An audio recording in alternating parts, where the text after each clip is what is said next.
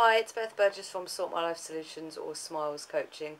Today we're going to talk about self-sabotage, which is actually a massive topic for a lot of people that I deal with, a lot of my clients, because we all have really good intentions, and sometimes there's just that behaviour or that little part of us that kind of keeps biting us in the bum and won't let us actually succeed at what we want to do. So we're just going to talk about that, because the point of self-sabotage, although it's really annoying and really does get in your way, it always starts from a good intention within you. Self-sabotage is basically caused by a part of your unconscious which kind of wants to either protect you or is trying to tell you something. So, for example, say say you had some kind of like eating problem or something like that. I see quite a lot of clients with that.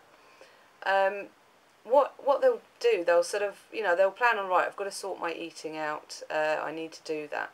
But then they'll sort of, they'll start doing it, but then they'll reach a certain point where it just becomes like, just something will kick in, either a little thought or a little behaviour, a little habit will sort of start growing again, and it all kind of spirals out of control after that. And the key to this is realising what part that self-saboteur in you is playing. What does it want? So, for example, I'll go back, as I always do, to my own issues to illustrate, because it's just easiest. For my addiction issues, for example, I was an alcoholic, and I was so desperate to stop drinking. I tried everything. But there would be times where it just kind of didn't matter how much I tried and how hard I tried. It would just all fall apart despite my best intentions. And it was me that was doing it. No one else was pouring it down my neck. It was just me. I would just relapse. And then I learnt to look at actually what that part of me was that wanted to relapse. And I realised that it was like a search for comfort, basically. That's what I wanted. And that's what that little part of me that was going, no, you have to have this, was basically was looking for comfort. And it's a lot, often it's the same with eating disorders. A lot of people have that sort of comfort issue. It's that looking to sort of soothe yourself or comfort yourself or have something for yourself. There's all sorts of different reasons.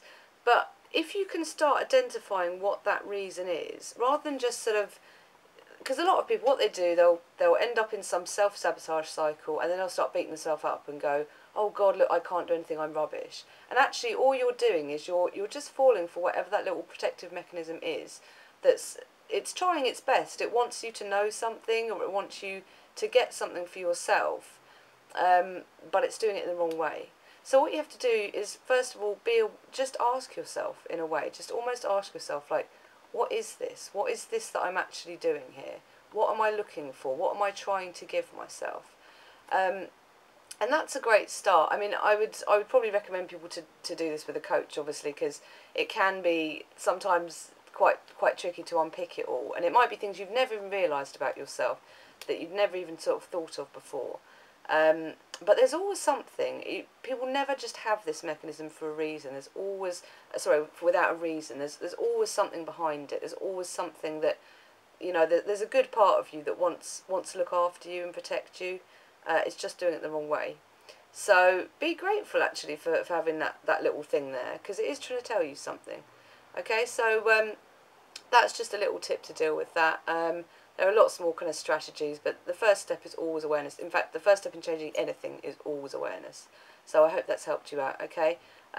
Take care, follow me on Twitter, or I'll stick my link below, and I'll speak to you soon. Take care, bye.